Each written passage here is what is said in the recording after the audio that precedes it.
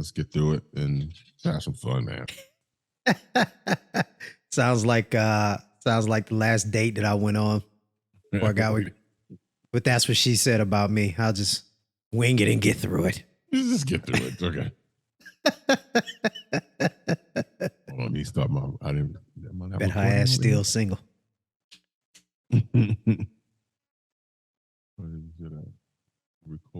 on this computer. Recording in progress. All right, we are recording. All right. I got my list. You ready? Yep. Let's do it. Oh, wait a minute. Hold on. It's just asking me. Let's go back. It asked me if I had warrants. I'm kidding. Count me down. Coming down in 3, 2. I think you need to say clearly what happened. Who gives a fuck? I don't care if you personally kick Candace Owens and her stinky Cray. No good thing starts with, I was thinking about my ex. He ain't learned his lesson. That's a brother ain't gonna learn shit. I know this is gonna be unpopular and I don't care. Let's keep this shit funky.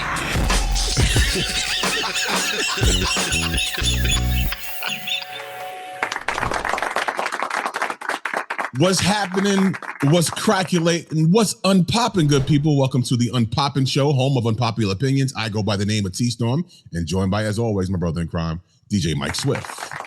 It's been a long time.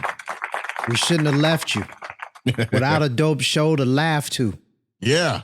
Think of how many weak shows you sat through. Oh, keep going. Time's up. Now we got you. Bars. I still got it in me somewhere. Mike Swift, ladies and gentlemen. Mike Swift. I just made that up, actually. Right off the top. Yeah. Go with it. Let's go with it.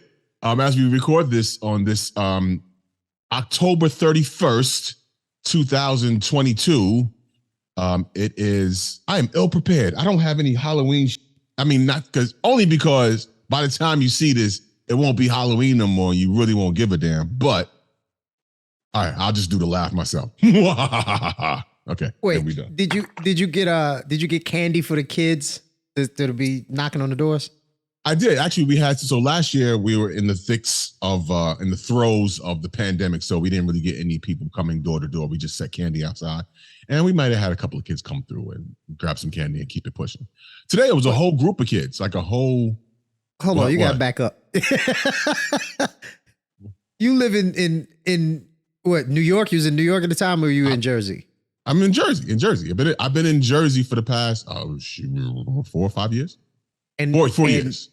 And they won't just take all of the candy. One kid won't just take all the candy. People are actually taking some and leaving it. Yes, absolutely. In fact, the kid asked me today, "Hey, how much can I take?" I said, "Man, help yourself, dude. What you want? Get what you want." They were polite children. All right. We in the burbs. We didn't have to, I'm a city kid and I feel you. I would grab a handful too, but or pour the whole bowl in my bag and keep it pushing. But nah, the kids, they were polite. They grab some and when we was kids, we couldn't do that because in College Park, man, you sit the bucket out.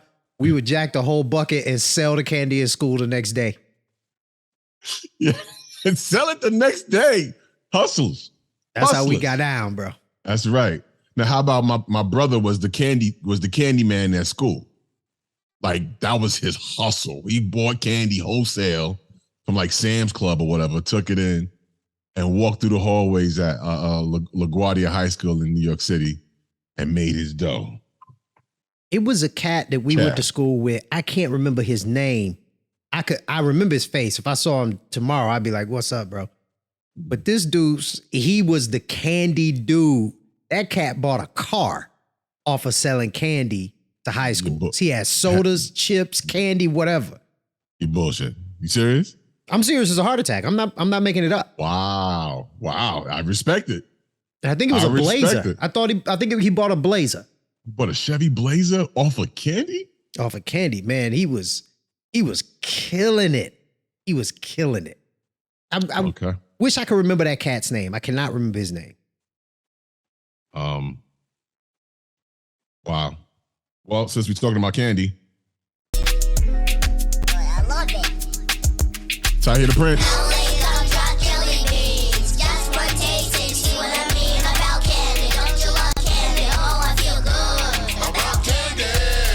Y'all should stream that song. Tahir the Prince. My 6-year-old actually has a music video and song out called Candy by Tahir the Prince. Listen, if you didn't hear it. That's old material. Right. Tahir need to get back in the studio. We got some joints. We got some. We waiting for the summer though. Wait till the summer, son. It's gonna be Fair blazing. enough. Okay, so we've been away enough. There's been so much that's happened that everyone has talked about to death. A lot of it is Kanye. But also on this day of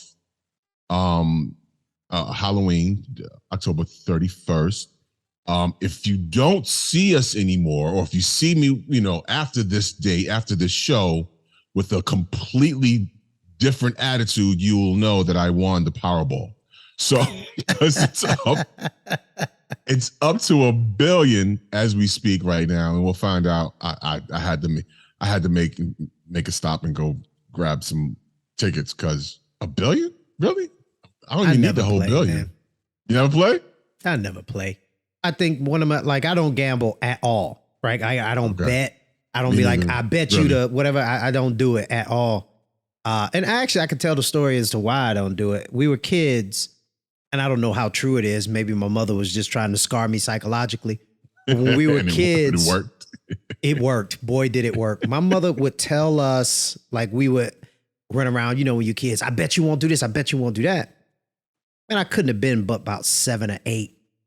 Mm-hmm. And my mother told me, like, one of her cousins got killed over a $5 bet. Oh. Yeah. 'Cause I don't know how true it is because, obviously the cousin isn't around or whatever. This is before I was born. But that scarred me, bro. I'm like, I don't gamble at all. Okay. And I think one of my coworkers kind of talked me into putting in on the office pool for lotto tickets once. And I don't know what was happening with me that day. She was like, I know you're not going to do it, but and I was like, you know what? Is $10. Here you go. But that's the only time I've ever played the lottery bet. Yeah. I just don't do it. I don't play often enough. I don't play often at all.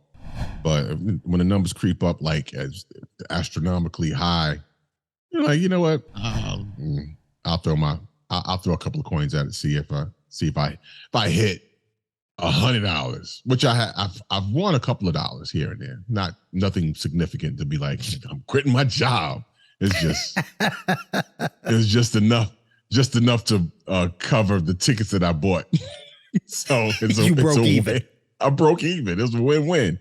So, but here's something to think about for all my tin hat wearing Yeezy people out there.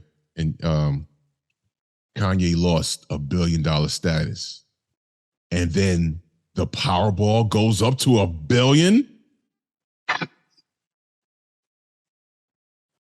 Makes you think. I'm kidding. I'm really no. Because I just saw it. Somebody may post something crazy like that too. Like, yo.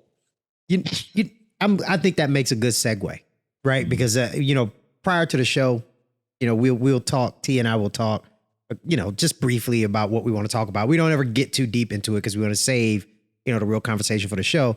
And one of the things T said was, I don't really want to be talking about Kanye that long. Don't. But I mean, obviously we got to talk about it. And I think that's a good segue because, I mean, everybody knows what's happened at this point. He went on the Drink Champs show and just before Drink Champs, he's just been on like week after week, after day after day, after hour. He keeps doing. And so the Drink Champs thing was one. That was one of where he alleged that George Floyd's death wasn't caused by the police officer, that the cop's knee wasn't really on his neck like that. Something to that. It's just ignorant. That's what upset. Disrespectful. That's what upset black people. That ain't what got him canceled. No, but he may lose $250 million because of that statement as well. Well, yeah, because it's a lawsuit. The lawsuit. the family's coming after him over that. Yeah, as they should. Which I don't know as they how should. that's legally actionable though. And No, maybe because if somebody's a lawyer, defame- they can chime in and tell me, but I don't see it. If the lawyers, no, you can't talk about somebody because he alleged that he was on drugs and died because of drug overdose and not at the hands of the cop, which has been proven in court already. Okay. So here was my bigger point that I was gonna say with your tinfoil hat wearing people segue. And it's really the overarching how I feel about Kanye right now. Mm-hmm. There's a difference between opinions and accusations. Right. You can have all the opinions you want. It's when you turn those opinions into accusations is when you get into crazy territory. Hell, nowadays your opinions can get you in trouble, but Kanye, I tried to watch that 3-hour Drink Champs. I might have made it about an hour and 10 minutes, but it was Better than me. Non sequiturs, nothing connected. It's just stream of consciousness, weirdness. And it just, I couldn't, but it was most certainly, I don't even know if saying this word will get us booted off of YouTube, but it was most certainly anti-Semitic. It most certainly was.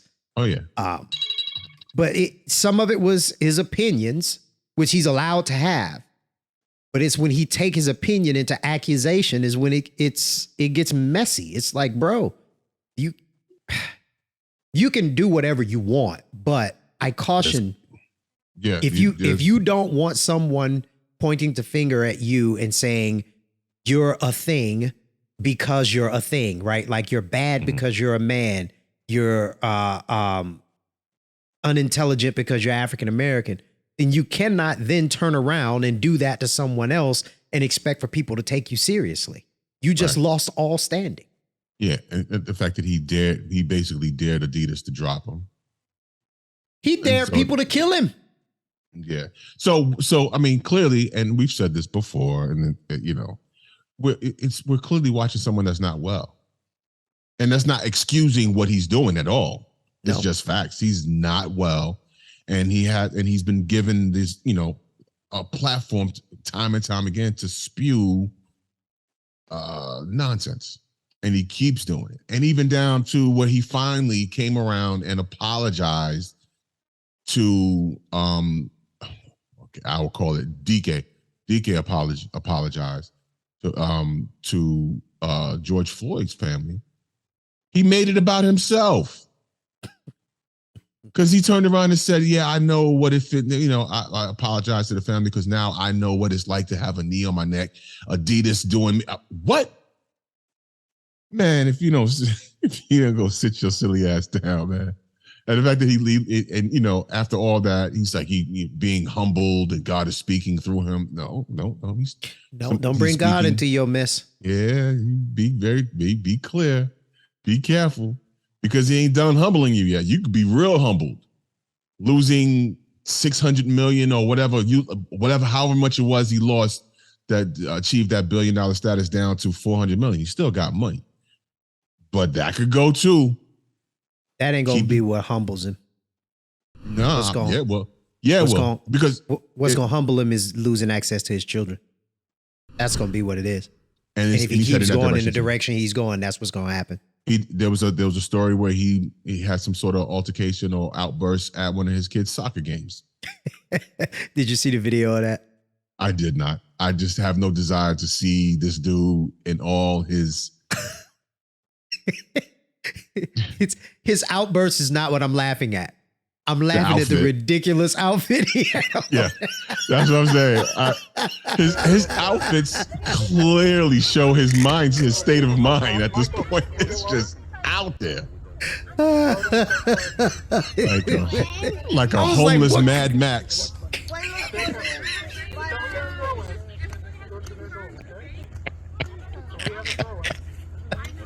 Mad Max couldn't find his desert. Like, what is going on? What are you doing? Oh my God, those outfits be ridiculous. Them boots look so ridiculous. Yeah, I don't even understand it. I don't understand it. But you know what? I mean, I'm gonna sit this one out. There's somebody. I saw a poster. A friend of mine posted something like, "We should boycott all the companies that dropped Ye." Just I'm like, I said nope, because unlike what he said about slavery, that is a choice that I will not be making. Like I can care less with the companies that drop them. So, and I'll continue.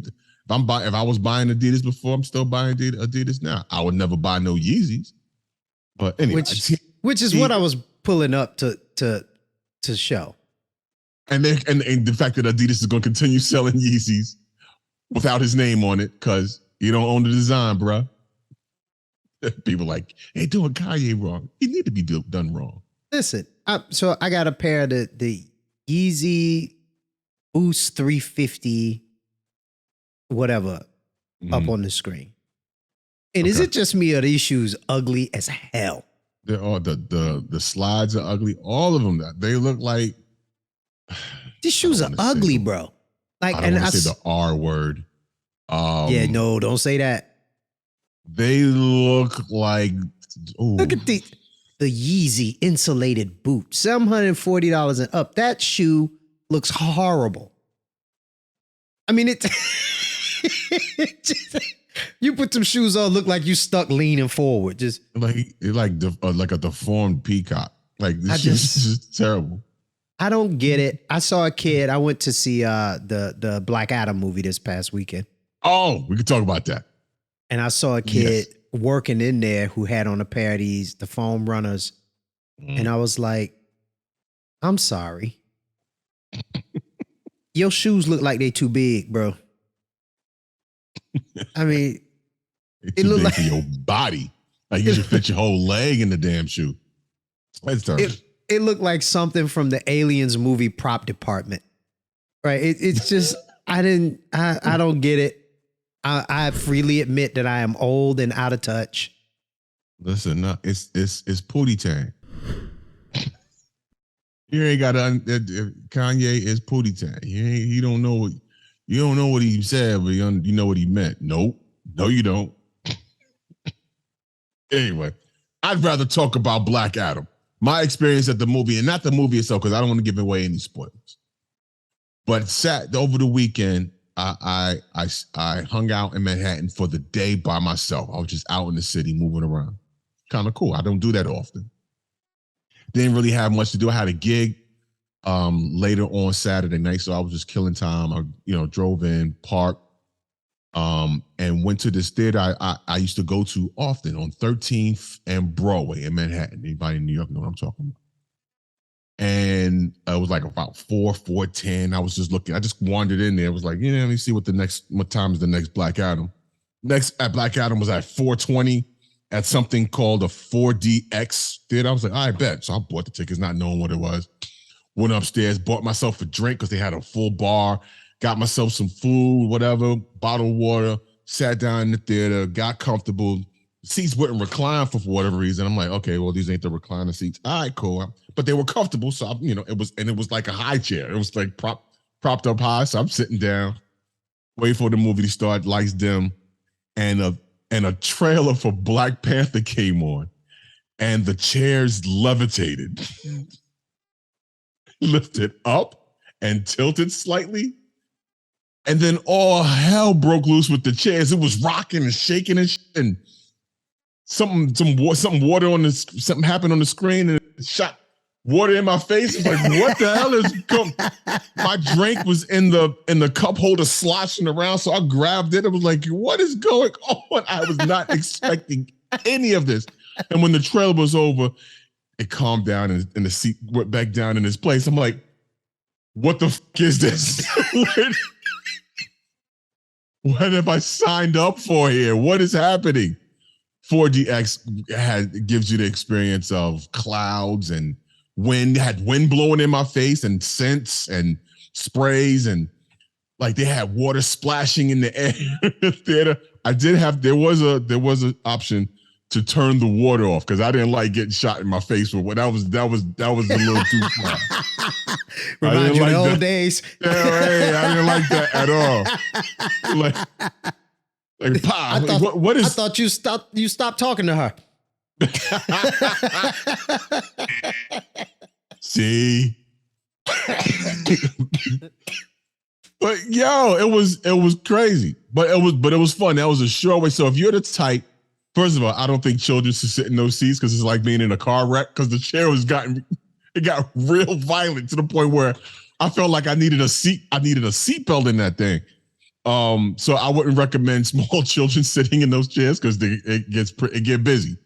But if you are the type to fall asleep in a movie theater, man, sit in one of them. Go to a 4DX. I guarantee. Ain't no sleeping. Ain't no sleeping in the theater like in the 4DX theater. That was. I enjoyed the movie. I did enjoy the movie, but that experience of the chair rocking, it kind of added to it. It was a little annoying at some point, but then I just kind of went with it. It was like, all right, cool, this fine. Let me just hold on. So no, it is because I felt like this was going to eject me. That'll be the next thing. They'll just eject you out the seat. You could just be on the floor looking back up at the screen. It was, but the movie was pretty. It was pretty decent. I enjoyed it, but that chair really rocked me. I wasn't able to find it anywhere in 3D. And I was like, huh? I saw the 4D. I saw we did it with I think it's Dolby Movie or something like that, where the colors and everything are brighter. It's the most dynamic audio I have ever heard. Yeah. And they have like rumblers under the chair. So it would, when the bass hit, it would rumble the chair or whatever. So I thought that part was cool. It gave me a little bit of a headache because it was so loud. But the movie itself, I enjoyed it. I did. If you want to see an action film, and I promise I won't do any spoilers.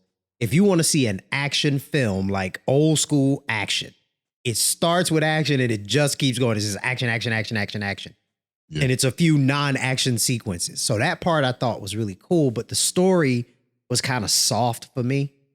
You don't have lines for the first 10 minutes of the like the Rock Day. There's no dialogue. He kind of grunts a couple of times. I wanted to dislike him more. Really? I wanted to dislike him more in the beginning so I could like him more at the end because he's kind of the anti-hero. He's neither a good guy nor a bad guy. He generally winds up doing, bad things with good results, I guess is the best way to tell it of that character. Okay.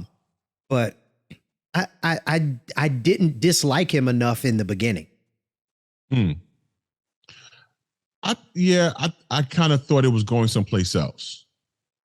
Because I felt like it was going to be, clearly they're looking to make this a franchise and to do multiple sequels, right?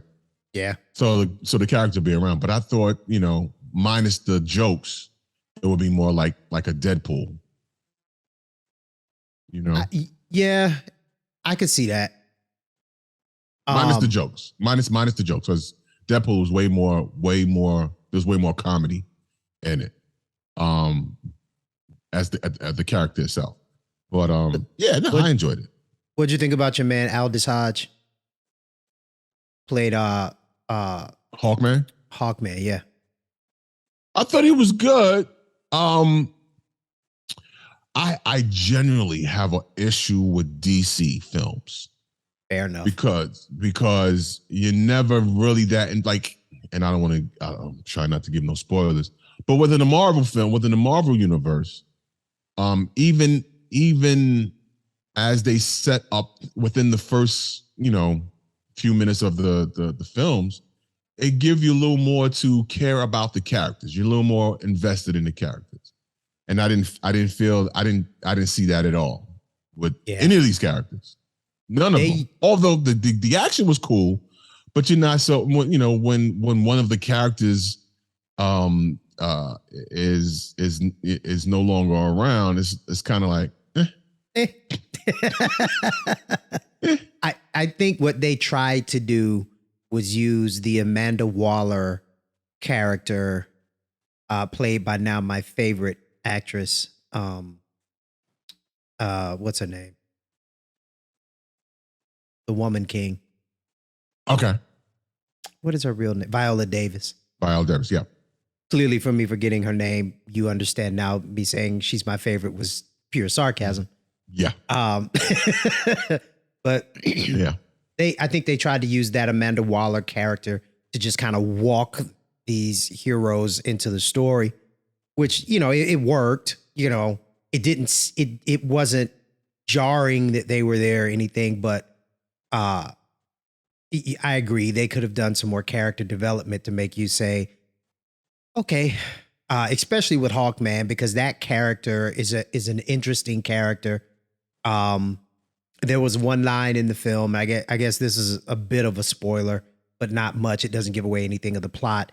He says the line, I'm not afraid of death, or I have no fear of death. And with that particular character, they could have paid that line off very, very well within the telling of the story. And again, this is no spoiler for the movie. If you've read the comics or seen any of the cartoons or whatever, that Hawkman character dies and is reborn and reincarnated for like hundreds and hundreds of years. So they could have really kind of paid that off, and they didn't. Got it. I didn't know that. And again, these are like, for me, these are like lesser known characters for me altogether. Yeah. Like I don't know who Black Adam is. I didn't know who he was before I went on the strength because it was The Rock. You know what I mean? And then all the other characters, the other heroes that they introduced, I'm like, who the hell who's this now? The little Cyclone girl is the only one that I had never heard of, but Hawkman, Dr. Fate, Atom Smasher, Black Adam, I knew who all of those were. But did you ever watch, no, I'm sorry, I gotta, because now I feel old school as hell. The Shazam television show. No, I don't recall. I don't think I did. It was from the 70s. Trying to find it. Here's a poster. Same concept. Billy Batson. It will just and waiting for that sequel to come because I enjoyed Shazam. Waiting for that one to come. Well, the trailer is out for that one. Yeah. But yeah, so this is it from the 70s. It was same concept. A kid say the word Shazam, turns into a superhero. It was 1974, I think it was. Wow. I mean, it's super cheese. It's super cheese. But I remember, I think it used to come on in the mornings, and I used to watch it as a kid. But dude, it had to be in replays because I was 1 in 1974. So it had to be in repeats. Yeah, no, I never saw it. I remember the Hulk, the Incredible Hulk, and with Bill Bixby playing the Hulk. Bill Bixby and who was the Hulk? The bodybuilder. Lou Ferrigno. Lou Ferrigno, who I love that they actually he had a cameo in the Better Hulk film. He had a cameo in that. He was a security guard. Yeah. Okay, so have you ever had one of those moments where there's a joke and you never really truly get the joke, but everybody's telling a joke? On Instagram all the time. So one of my favorite cartoons that I watch is Archer. And if you've not ever watched Archer, you have to watch Archer. Okay. Because it is stupid. It is ridiculous, but it is absolutely hilarious. And there's a running joke in, I think, 1 or 2 of the seasons of Archer where there's TV's Michael Gray. Okay. TV's Michael Gray. TV's Michael Gray. Michael Gray was the actor who played Billy Batson in the old Shazam show. TV's Michael Gray. I only just now got this as I'm scrolling through live on this show, looking at pictures of this old Shazam, and I see Michael Gray as Billy Batson. TV's Michael Gray. Now it suddenly makes sense.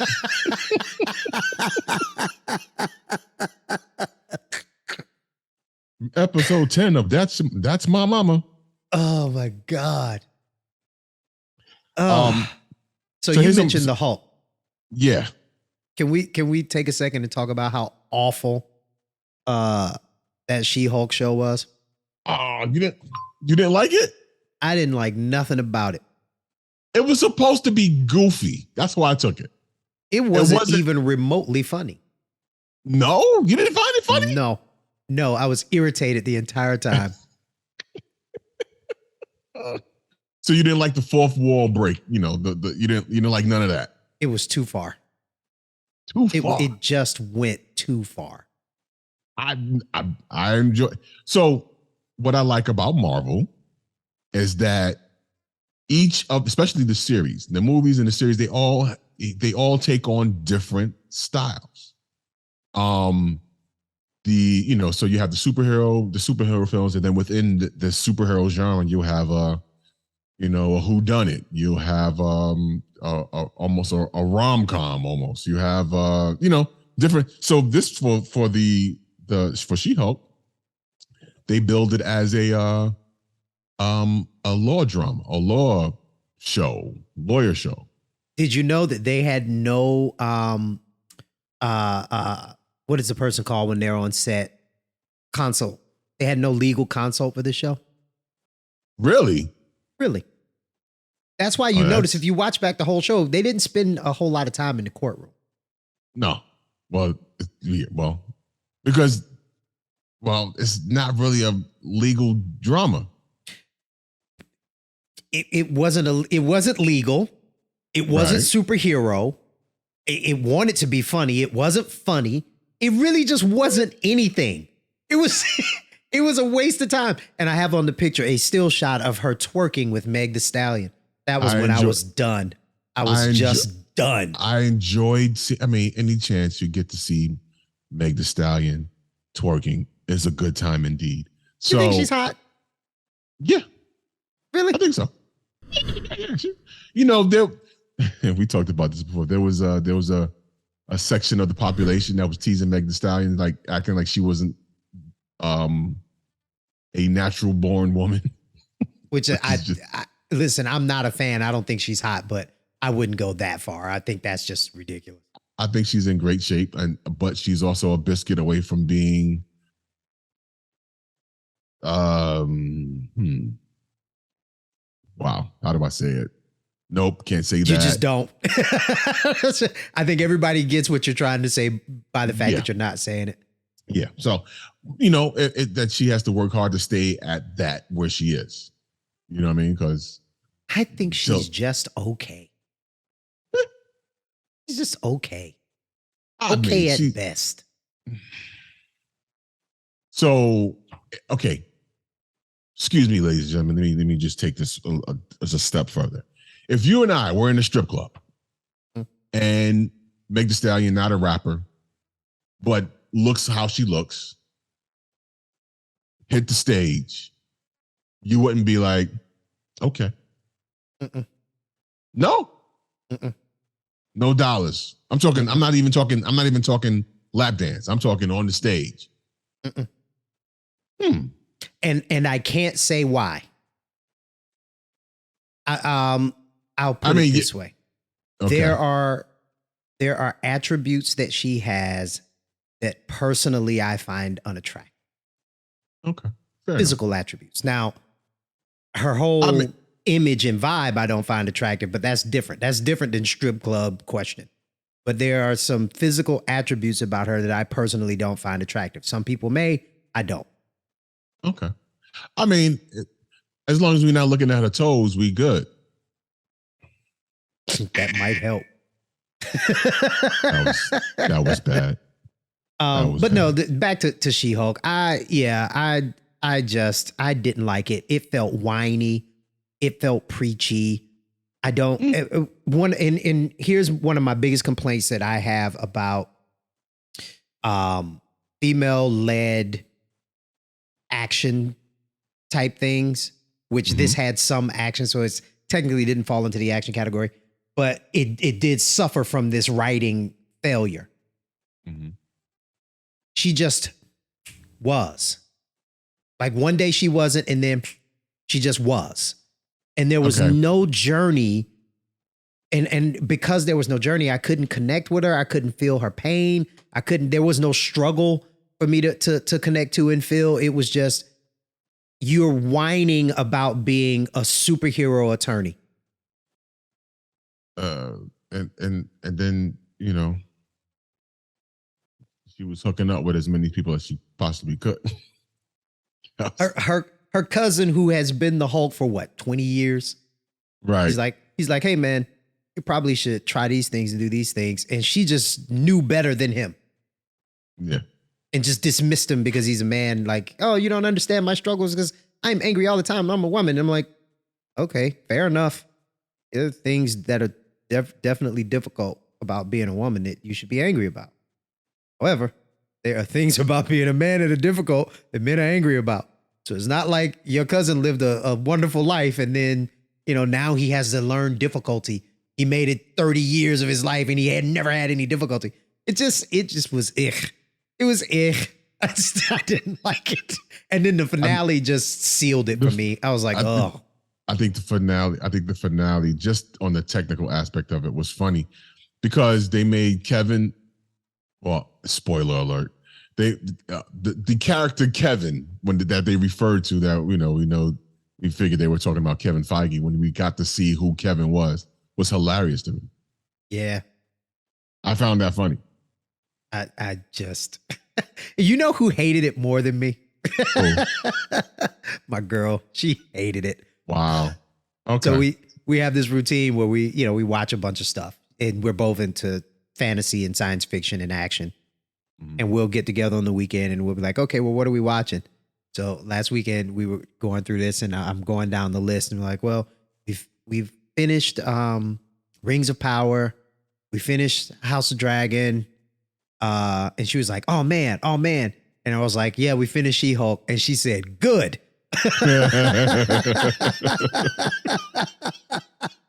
Okay. It just wasn't good. I liked Miss Marvel. I really liked Miss Marvel.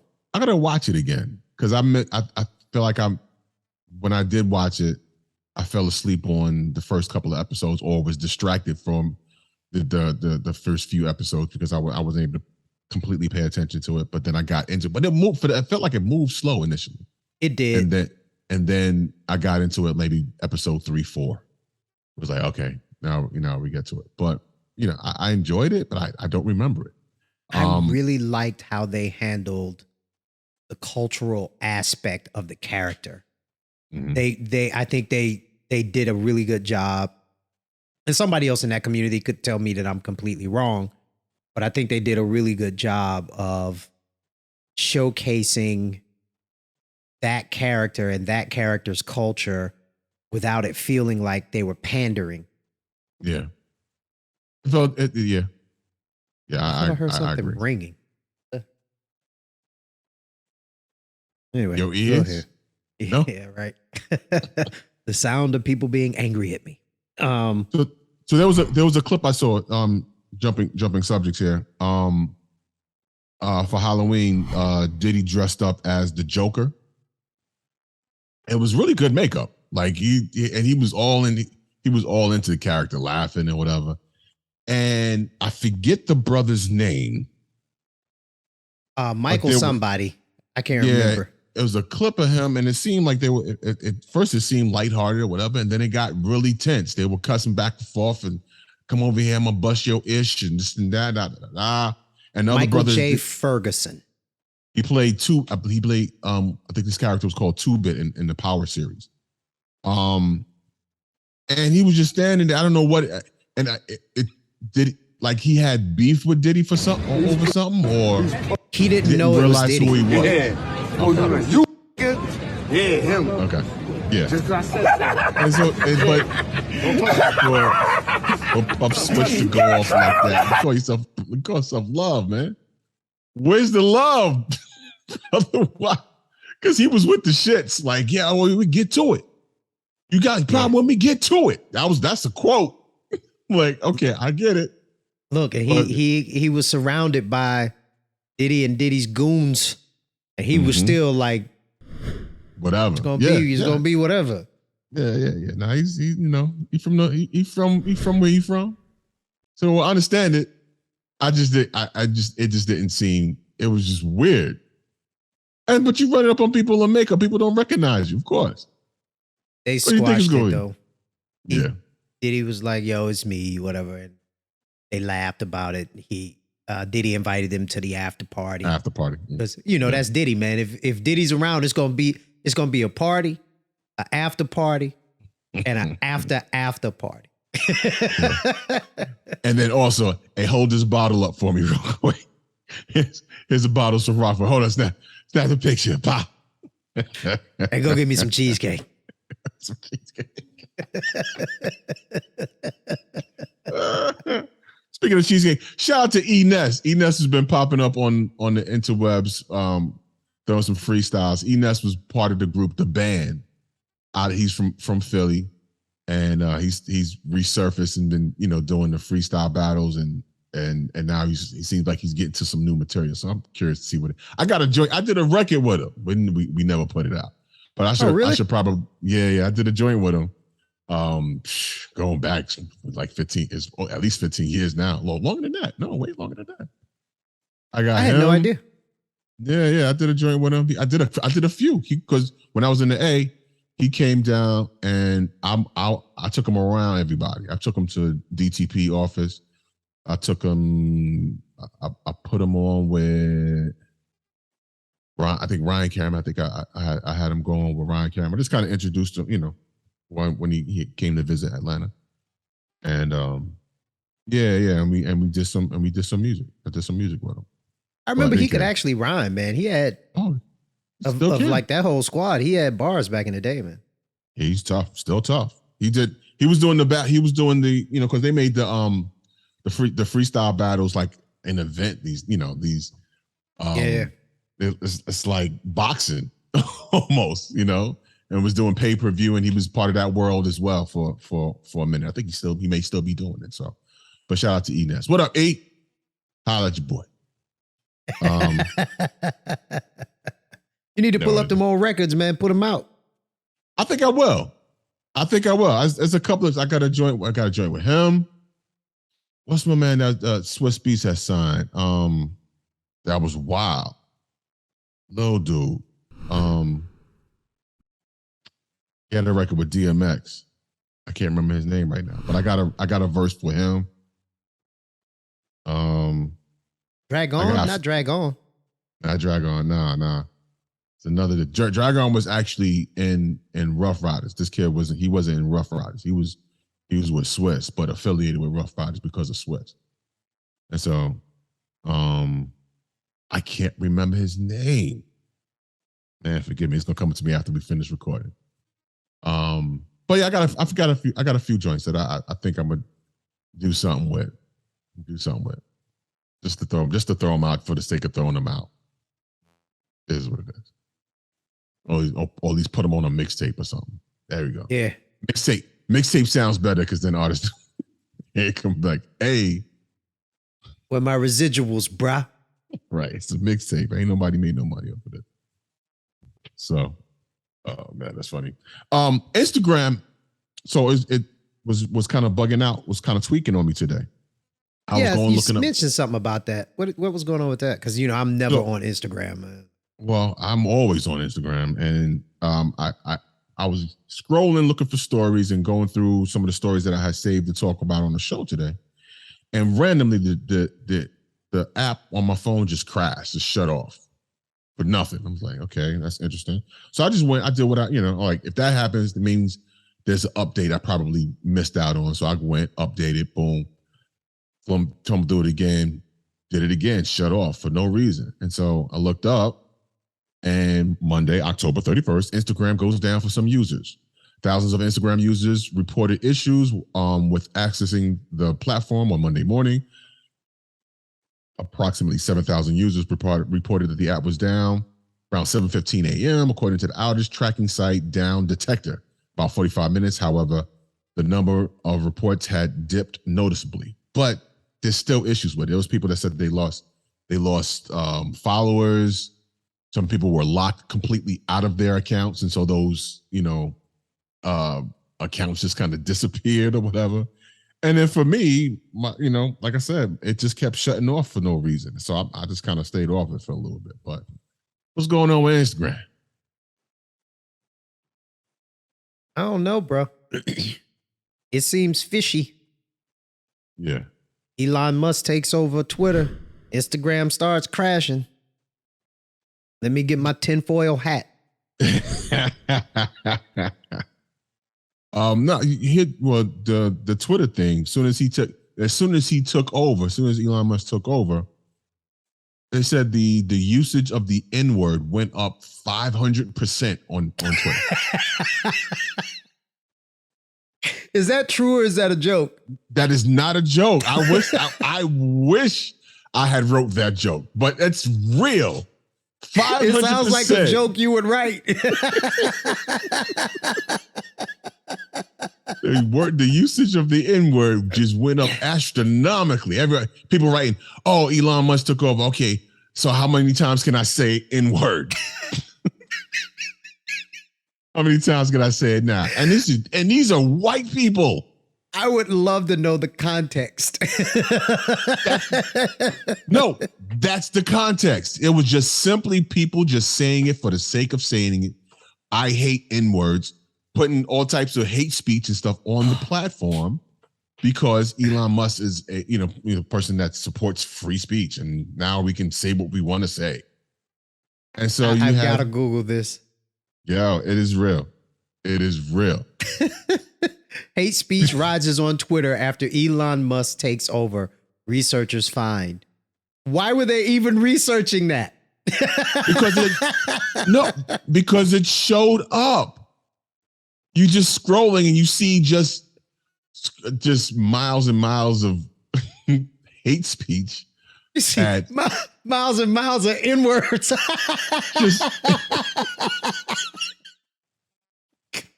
That's the most N-words on Twitter since its establishment.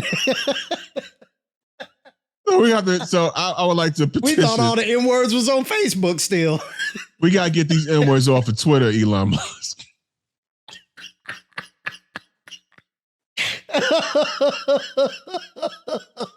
There's way too many N-words on oh my Twitter God. Way too many. There wasn't like this before you took over. There was a joke that was just one step too far. That I had to reel it back. Oh, it could be attributed to Elon Musk introduced. No, Elon Musk, and this is from Forbes. Elon Musk says he wants more freedom of speech on Twitter. He's instead getting its evil nemesis, hate speech. People posting racist content has significantly increased since he took over last week and fired the social media giant's top execs.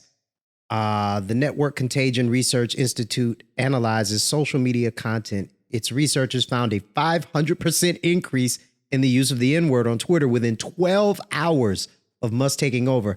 They've also been big spikes in the use of anti-Semitic, homophobic, transphobic, and other racist terms besides the N-word on the platform. Musk has dubbed himself a, quote, free speech absolutist. Does that really mean that he's committed to letting people say whatever they want with no accountability, according to him? No. Quote, the reason I acquired Twitter is because it is important to the future of civilization to have a common digital town square. Musk tweeted to advertisers last week. That said, Twitter obviously cannot become a free-for-all hellscape where anything can be said with no consequences. In addition to adhering to the laws of the land, our platform must be warm and welcoming to all. Well, see, here's the thing. You don't get to have true free speech and it also be warm and welcoming to all. Right. Those two things don't exist in the same place at the same time. Yeah, because you can't be warm and welcoming to Nazis. How about that? Lucifer is. And they should hang together forever. No, I'm saying he's warm and welcoming to them. That's what I'm saying. And they should hang together at his crib forever. Come on through, bruh. Yeah, it's good. You're going to go down there. He'll welcome you. I think we are in a time where it really is similar to the Wild Wild West, where you know, they opened up the West and said, go stake your flag and do your thing. And people just ran out there and planted a flag, and they fought and they scrapped and they scraped until they reached a civilized kind of consensus on how to live in that space. Same thing is happening with social media and the digital space. And it's honestly, I think it's going to get worse before it gets better. But I think it will over time self-regulate. And here's why. Self-regulate? Oh yeah, I think it'll self-regulate. Because if oh God, and I hate to use this term. I'm using this because I don't have a better term. If decent people look at, let's say he just says I'm an absolutist, free speech, you say whatever you want. Right. And everybody's in there flinging mud and saying whatever they want. And decent people go, ooh, and they pull away from it. The numbers go down. The advertisements go down. Well, I think the advertisement will go down first. Well, fair enough. I think some of the advertising will go down, but it will decrease. But numbers will go down. Declining numbers are bad for business, and I think it'll self-regulate. And even the people who are in there just hating and hating and hating, even that's going to get old to them after a while. It's going to get old. Well, the founder of Twitter is starting another social network called Blue Sky Social, and it's in its beta form right now, and inviting people to it's going to launch soon and say, hey, you can be on the waiting list. So Blue Sky Social is the name of it.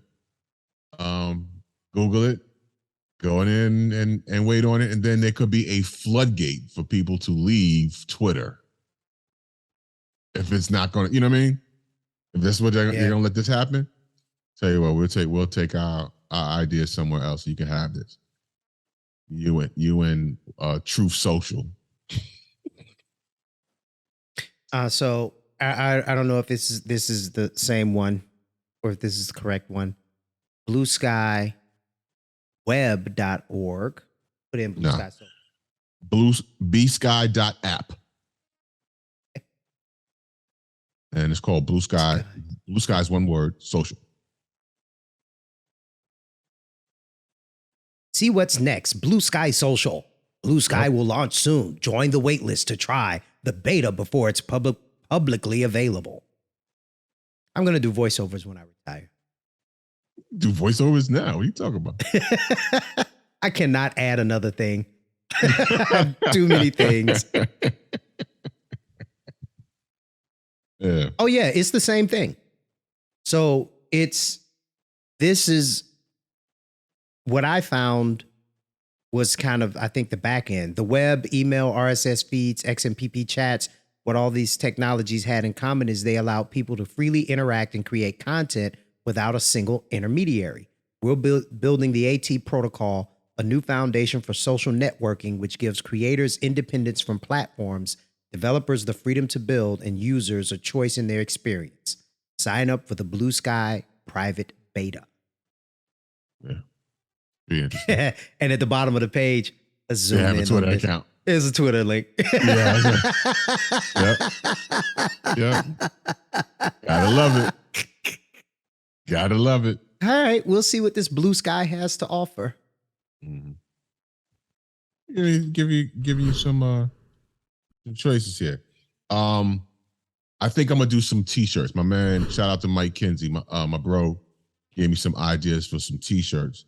Initially, he said if he wasn't a black man, he would do a Pete Davidson Life Matters t-shirt up in response to Kanye's White Lives Matter. And I said, no, I think it should be 10 inches matter. Signed, Kim K. Oh. And that's the shirt. Somebody could do it before me. I'm going to do some too, but whatever.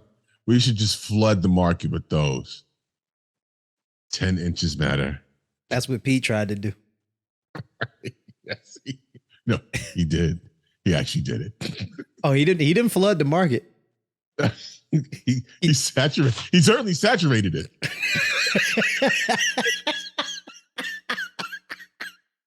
For at least 8 months.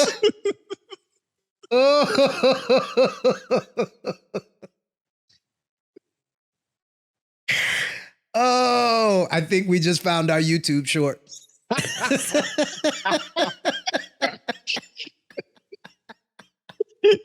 Not a flood, but he certainly saturated it.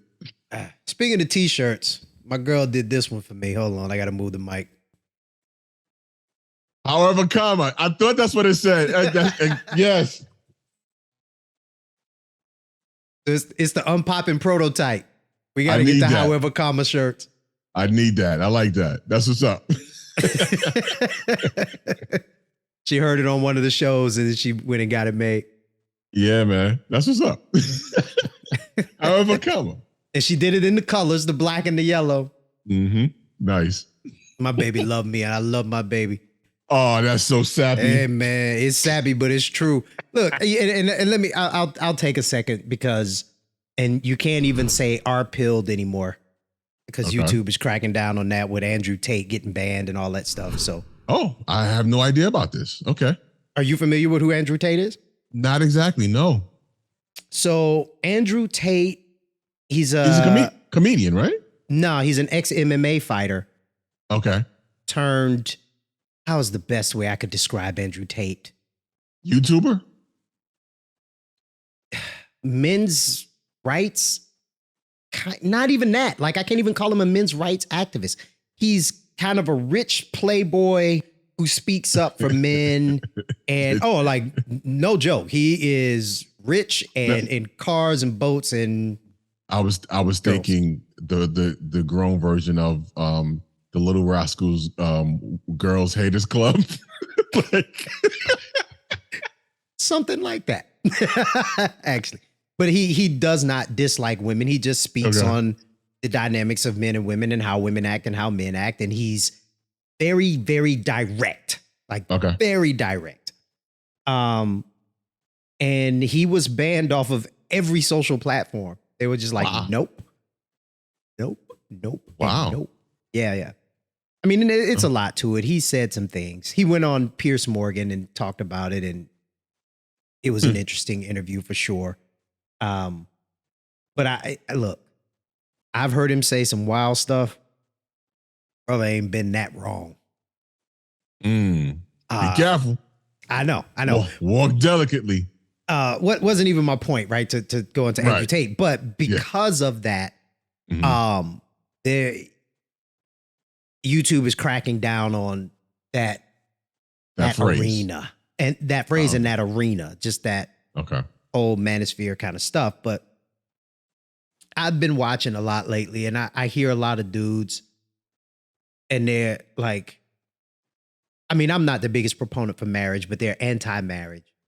Okay. And they're anti-relationship, and women ain't this and women ain't that, and men can't get women or whatever. And I'm not gonna lie, man. It's starting to feel like these dudes are kind of whining a little bit to me. Yeah. Yeah.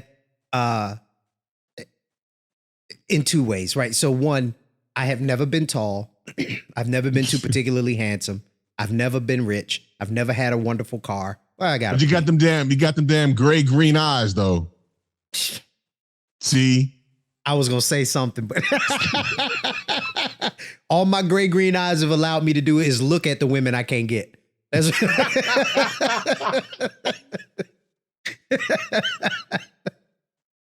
okay. But no, I mean, that was a bit of a joke. But I just remember the deck being stacked against me, and I got out there and got it anyway.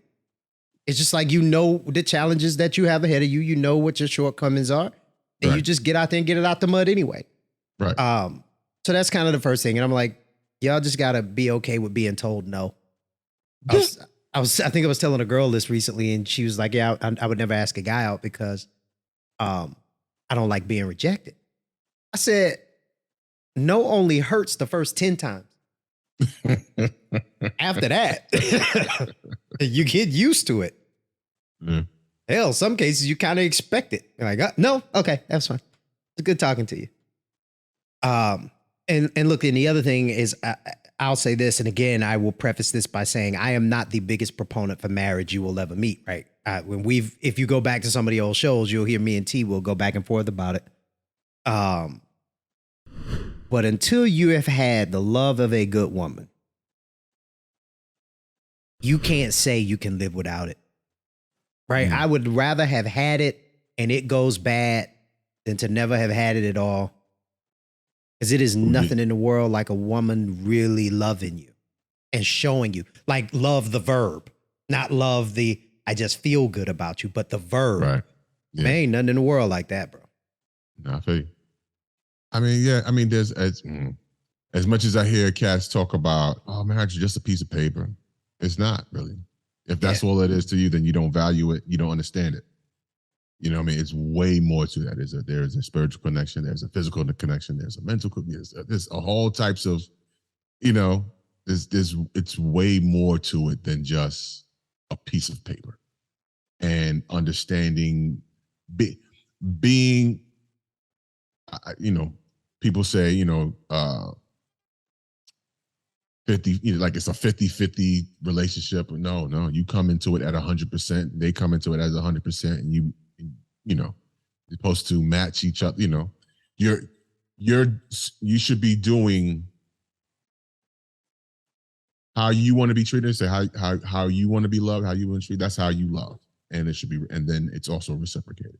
And then for men, you know, we have to kind of lead that way as well. So, but I'll get off my soapbox. It's not like I'm a you know, expert on this. I'm still figuring it out. And it's been 10 years. It's something it's always evolving. You know what I mean? It's always evolving. And because people, we always, you know, if you're doing it right, you should be evolving as well. And so you grow together. But again, off my soapbox. Well, I think that was just a perfectly mushy way to end the show. I mean, that and strippers. I'm planning a trip to Atlanta. See what you just did? You just took down your pants and you all over that sentiment. Because I can't. Listen, that is a real sentiment. At some point, I have been away from a strip club, and I was never really into them too much. But I'm going to go have dinner at a strip club. That's something I've never really done. I used to do it when I lived in LA because the particular club that I went to, well, in LA, just in general, I don't know what it is now, but back then you could either be fully nude and not sell alcohol or topless only and sell alcohol. And I was like, keep your pants on and let me get that maker's mark. But because they kept their pants on, I would eat there. I can't eat anywhere where they just naked people everywhere. I'm sorry. Yeah. I mean, they sprinkling ass dust on you. Yeah. That ain't Lowry's. What is that? Diamond sauce. Diamond sauce. Diamond sauce all in the air. Diamond in the atmosphere. On this note, folks, hey, thanks for watching. Thanks for listening. If you haven't already, make sure you subscribe. Tell a friend. Comment. If you're watching this, make sure you comment in the comment section. If you're listening to us, hey, rate us. We could use the rating and all that good stuff on, you know, all the different platforms. That helps us. Yeah, absolutely. And share with your people. Yeah. And let us know what you're thinking. All right. Again, thanks for listening. Thanks for watching. And we'll see you on the flip side. Peace. Peace.